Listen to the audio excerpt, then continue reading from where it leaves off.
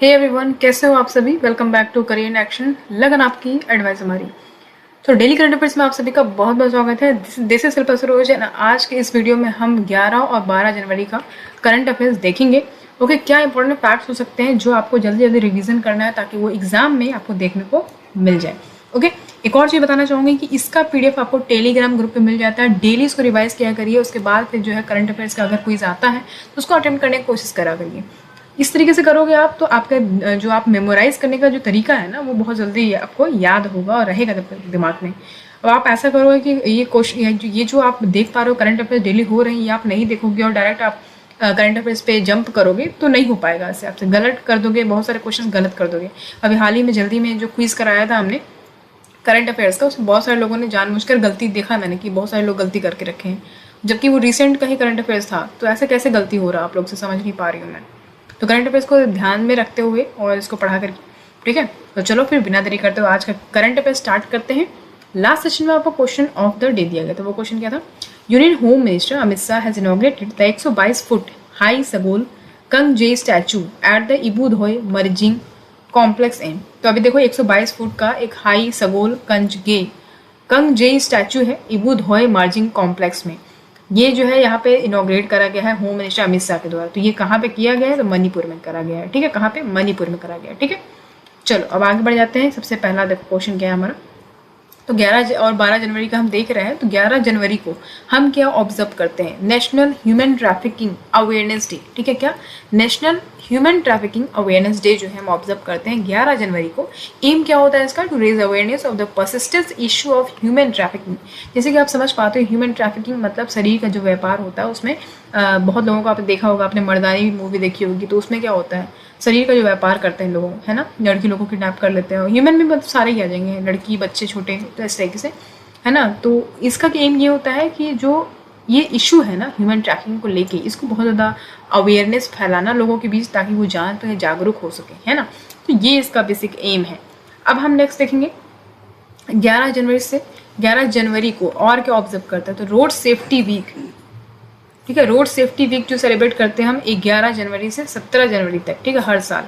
तो ये भी क्वेश्चन पूछ सकता है कि रोड सेफ्टी डे, क्योंकि इंपॉर्टेंट क्वेश्चन हो जाएगा यहाँ से। नेक्स्ट है आपका 11 जनवरी को हम और क्या ऑब्जर्व करते हैं? यहाँ पे देखो death anniversary of former prime minister Lal Bahadur Shastri ji. तो लाल बहादुर शास्त्री जी का जो है डेथ एनिवर्सरी 11 जनवरी को ऑब्जर्व किया जाता है, ठीक है। कब ये इनका देहांत कब हुआ था? 1966 में, 11 जनवरी 1966 को ताशकेंत में, जो कि अभी हाल ही में, अभी जो प्रेजेंट की बात करें तो उज्बेकिस्तान में है, ठीक है। तो यहाँ पे इनकी डेथ हुई थी, याद रखिएगा। आपसे ये भी पूछ सकता है कि इनकी डेथ कहाँ पे हुई है? ताशकेंत, याद रखिएगा, जो कि उज्बेकिस्तान में है। अब आगे बढ़ते हैं। हमारा सबसे पहला क्वेश्चन देखो, सबसे पहला क्वेश्चन है हमारा question number 1। Facebook parent Meta has appointed whom as director of its global business group in India. तो फेसबुक की जो पेरेंट कंपनी है, आप सभी को पता है मेटा जो है फेसबुक की पेरेंट कंपनी, राइट। तो मेटा ने जो है अपॉइंट करा है किसको? अपना director of its global business group in India. तो विकास पुरोहित को जो है और यहाँ पे अपॉइंट करा गया एज ए डायरेक्टर, ठीक है। तो एज ए डायरेक्टर विकास पुरोहित को जो है यहाँ पे अपॉइंट किया गया है। He will lead the strategy and deliver units under the advertising wings. Advertising wings का जो भी स्ट्रेटजी रहेगा, डिलीवरी यूनिट्स रहेगा, वो ये डील करेंगे, ओके, ये लीड करेंगे इसको। तो ये जो है चीफ एग्जीक्यूटिव रह चुके हैं टाटा क्लिक का अक्टूबर 2022 तक। तो ये जो है चीफ एग्जीक्यूटिव रह चुके हैं टाटा क्लिक का। टाटा क्लिक तो जानते होंगे ना आप लोग। टाटा क्लिक का जो है ये क्या रह चुके हैं? चीफ एग्जीक्यूटिव, ठीक है, अक्टूबर 2022 तक। अब जो है ये बन गए हैं ग्लोबल बिजनेस ग्रुप के डायरेक्टर, ओके। चलो अब आगे बढ़ते क्वेश्चन नंबर 2 देखो। Who has appointed the country's first female prime minister Rose Christiane Ossouka Raponda, 59 साल के ही, as a vice president of the country. Question में कह रहा है कि किसे अपॉइंट किया गया है कंट्री का पहली फीमेल प्राइम मिनिस्टर। उनका नाम क्या है? रोज क्रिस्टियानी ओसुका रेपोंडे। नाम इनका इतना अजीब सा बड़ा सा नाम है, देख लो आप, है ना। तो रेपोंडो याद रखो, रेपोंडा याद रखो, रेपोंडा। तो इनको जो है वाइस प्रेसिडेंट बनाया गया है कंट्री का, ठीक है। फर्स्ट फीमेल वाइस प्रेसिडेंट बनाया गया है इनको, याद रखिएगा, याद रखिएगा। तो ये किनके द्वारा अपॉइंट किया गया है? ये जो है कंट्री की पहली वाइस प्रेसिडेंट बनाई गई है। तो ये किसके द्वारा बनाई गई है, अपॉइंट की गई है? तो president of Gabon Ali Bongo, image में देख पा रहे हो ये है, ये गैबॉन के प्रेसिडेंट है अली बोंगो। और ये देख पा रहे हो इमेज में, ये कौन है? रोज रेपोंडा, ठीक है, याद रहेगा, रोज रेपोंडा। हम इनकी बात करें तो इनको अपॉइंट किया गया था कंट्री का प्राइम मिनिस्टर जुलाई 2020 में।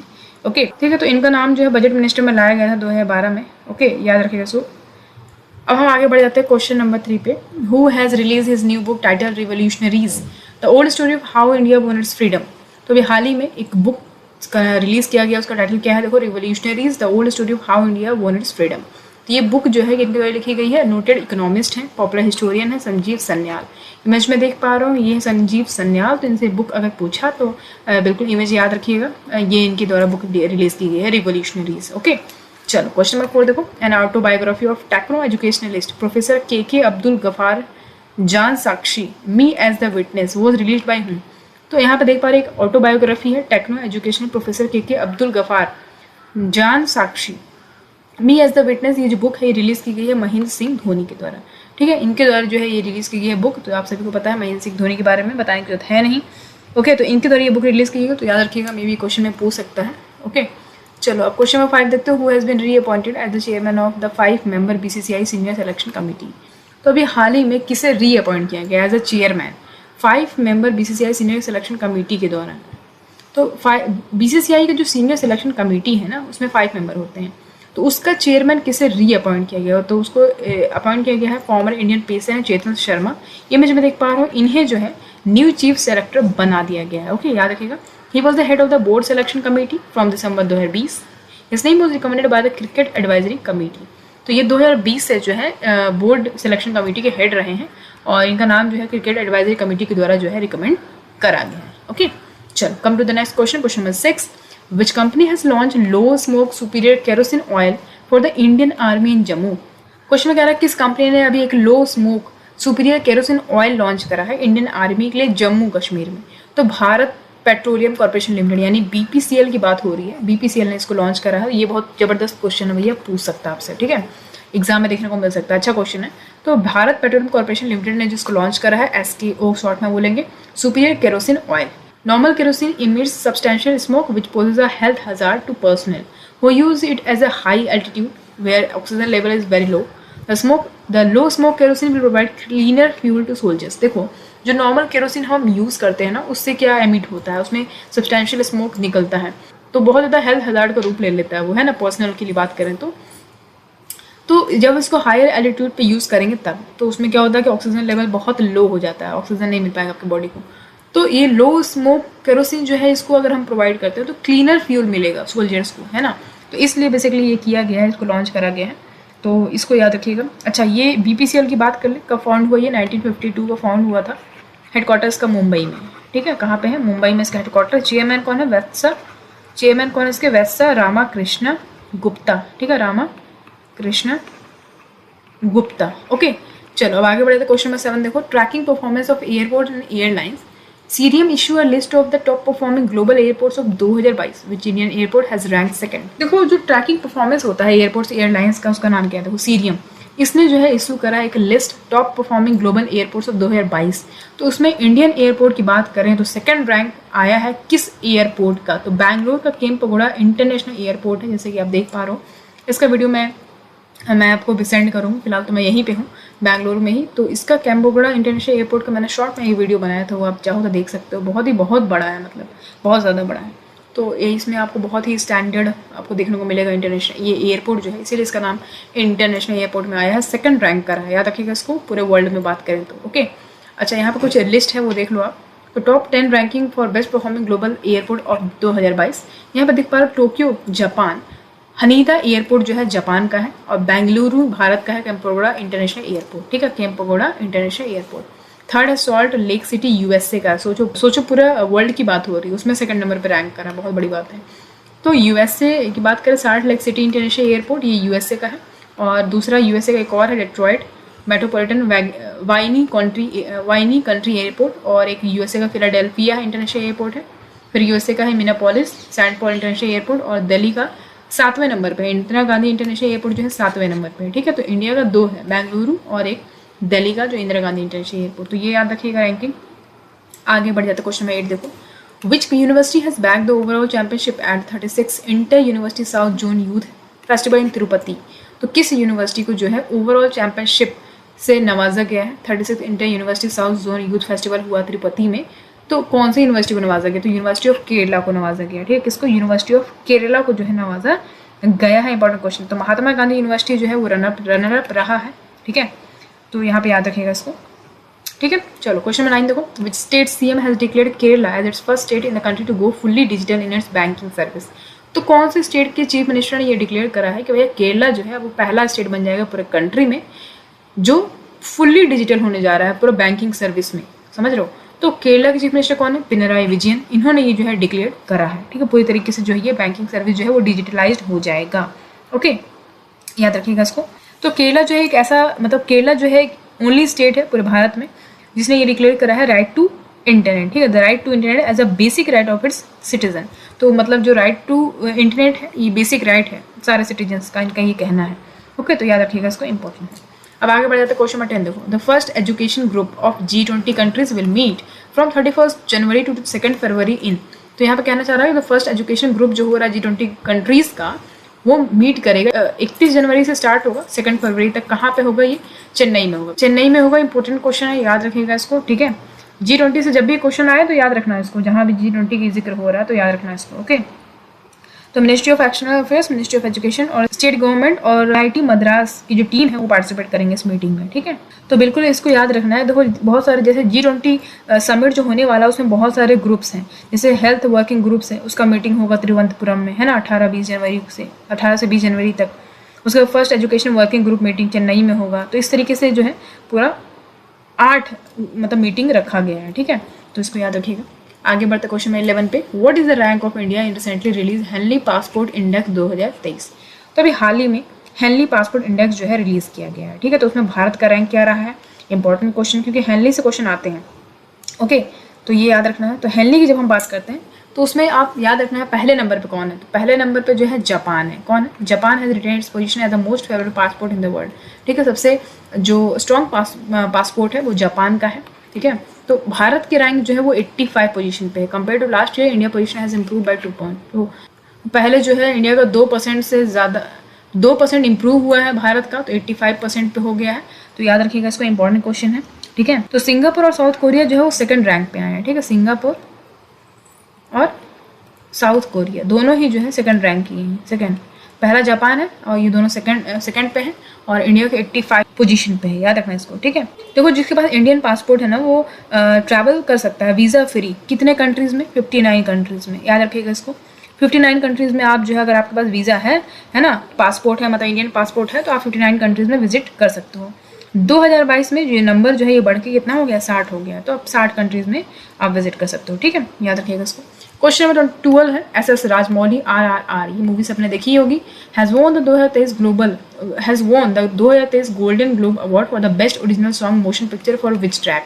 तो SS राजमौली या डायरेक्टर जो है RRR के, तो इन्होंने जो है ये अवार्ड जीता है 2023 गोल्डन ग्लोब अवार्ड। ठीक है, किस लिए जीता है? इनका जो ट्रैक है, इनका जो गाना है नातू नातू ट्रैक, इसका जो ओरिजिनल सॉन्ग मोशन पिक्चर वाला जो ट्रैक है नातू नातू ट्रैक, इसको जो है यहाँ पे अवार्ड किया गया। ठीक है, इन्होंने जीता है। याद रखिएगा, यहाँ पे देख पा रहा हूँ। Movie was also nominated for the best picture non English. तो नॉन इंग्लिश बेस्ट पिक्चर के लिए ये मूवी को चयनित किया गया है।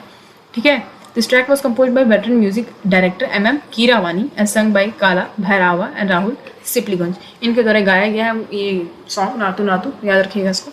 आगे बढ़ते हैं। यहाँ पे देखो, नेशनल यूथ डे कब ऑब्जर्व करते हैं? हर साल 12 जनवरी को। ठीक है, 12 जनवरी को ऑब्जर्व करते हैं हम। तो government of India declare 12 January Swami Vivekananda birth anniversary. तो स्वामी विवेकानंद जी का जो है बर्थ एनिवर्सरी होता है 12 जनवरी को और इसको हम ऑब्जर्व करते हैं as the national youth day. Okay, ये 1984 से ऑब्जर्व किया जा रहा है। ठीक है, याद रखिएगा इसको।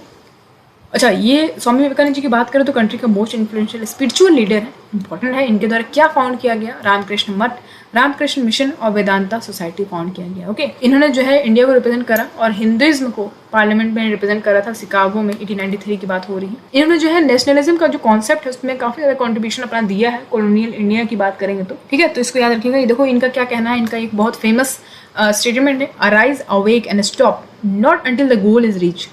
उठो, जागो और तब तक मत रुको जब तक तुम्हें अपना गोल अचीव नहीं हो जाता, जब तक तुम गोल को तक पहुंच नहीं जाते। ठीक है, बहुत ही अच्छा ये प्यारा सा इनका एक मोटिवेशनल स्पीच है। याद रखिएगा इसको। आगे बढ़ते क्वेश्चन नंबर 13 देखो, which Indian origin has become the first female Sikh जज इन द US। तो अभी कि कौन सी इंडियन ओरिजिन, कौन सी वो भारत की कौन सी वो इंडियन ओरिजिन है जो अभी फर्स्ट फीमेल सिख जज बन गई है यूएसए की? तो Indian origin Manpreet Monika Singh, image में देख पा रहे हो, ये है इंडियन ओरिजिन है मनप्रीत मोनिका सिंह, ठीक है। सी was sworn in as judge of Harris County Civil Court at Law Number 4 in Texas. She has been a trial lawyer for 2 decades and remain involved with many civil rights organizations at the local, state and national level. Okay, तो याद रखिएगा ये जो है trial lawyer थी, 2 decade से चल रहा है इनका, और बहुत सारे केसेस इन्होंने देखे हैं, बहुत सारे ऑर्गेनाइजेशन, बहुत सारे सिविल राइट्स ऑर्गेनाइजेशन में काम करा है इन्होंने, लोकल, स्टेट, नेशनल लेवल की बात करें तो याद रखिएगा इसको, ठीक है। क्वेश्चन नंबर 14 देखो, who has been appointed as the new chief technologist of NASA. तो नासा का भी कौन हाल ही में न्यू चीफ टेक्नोलॉजिस्ट अपॉइंट करा गया है, कौन है वो? तो भैया वो है Indian American aerospace expert AC चरानिया, ठीक है। AC चरानिया जो है, ये जो है अभी इनको अपॉइंट कर लिया गया न्यू चीफ टेक्नोलॉजिस्ट नासा का। ओके, इंपॉर्टेंट क्वेश्चन है। अच्छा, नासा की जब हम बात करते हैं तो ये कब फाउंड किया? 1958 में। कब? 1958 में इसको फाउंड किया गया, ठीक है। नासा का फुल फॉर्म पता है ना आप लोगों को? नहीं पता है? फिर से बता दूं, national aeronautics and space administration, ठीक है। ये एक इंडिपेंडेंट एजेंसी है यूएस की, यानी कि यूएस की फेडरल गवर्नमेंट के लिए। ओके, याद रखिएगा इसको। इसका हेडक्वार्टर कहाँ है? वॉशिंगटन DC में, यूएसए। ओके, याद रखिएगा, इतना बेसिक जानकारी पता होना चाहिए, ठीक है। अब यहाँ पे ही will serve as a principal adviser to administrator Bill Nelson on technology policy and programme. तो ये जो है ये एज ए प्रिंसिपल एडवाइजर काम करेंगे, और ये जो है बिल नेल्सन के एडमिनिस्ट्रेटर रहेंगे, टेक्नोलॉजी पॉलिसी प्रोग्राम के बारे में इनको जानकारी या एडवाइस देंगे। ओके, इतना याद रखिएगा। आगे बढ़ जाते हैं, क्वेश्चन 15 देखो। तो central government has appointed whom as the acting chief justice of Guwahati high court effective from 12 January. अभी सेंट्रल गवर्नमेंट ने किससे अपॉइंट करा है as a acting chief justice? Guwahati high court का। ओके, गुवाहाटी हाई कोर्ट कहाँ पे है? कमेंट बॉक्स में कमेंट करके बताइए जल्दी से फटाफट। तो उसके चीफ जस्टिस को अपॉइंट करा गया, सेंट्रल गवर्नमेंट ने अपॉइंट करा। कौन है वो? जस्टिस नोंगमीकापम कोटेश्वर सिंह जो है, इनको अपॉइंट किया गया as a Guwahati high court chief justice, ठीक है।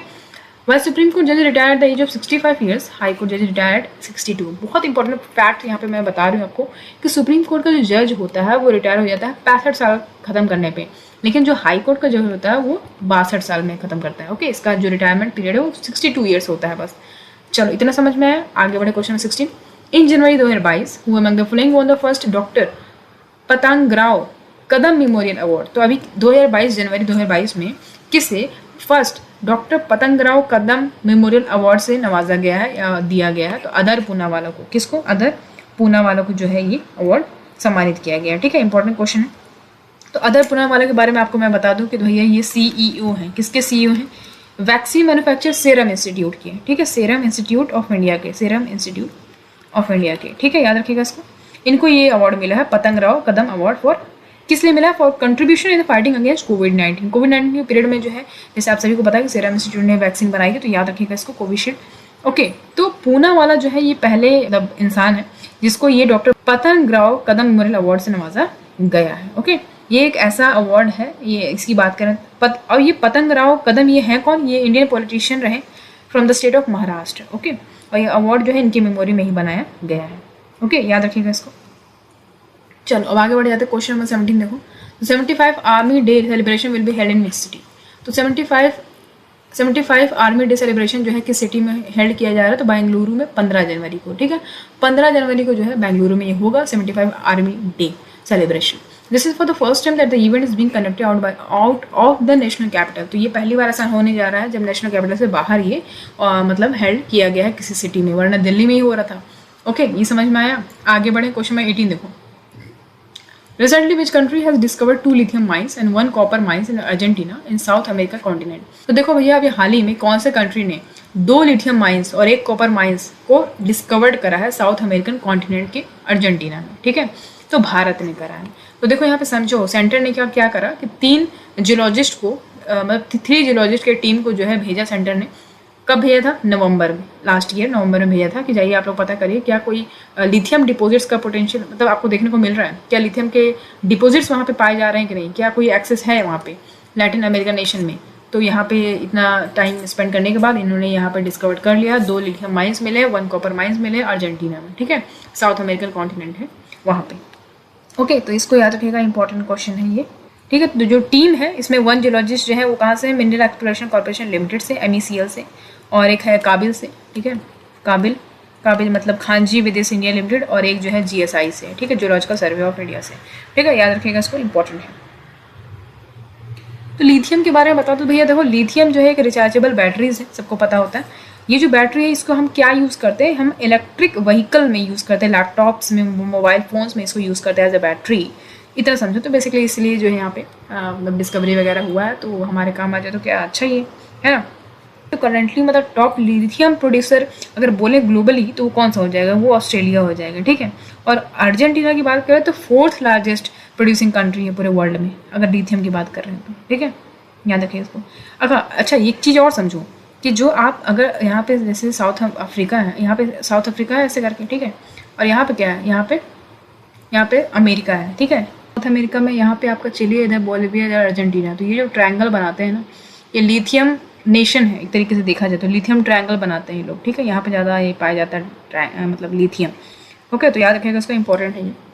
सो आज का करंट अफेयर्स यहीं पे खत्म होता है। जाते जाते क्वेश्चन ऑफ द डे भी देते जाऊँ। क्वेश्चन क्या है, Gujarat chief minister Bhupendra Patel has inaugurated the international kite festival 2013 in Ahmedabad.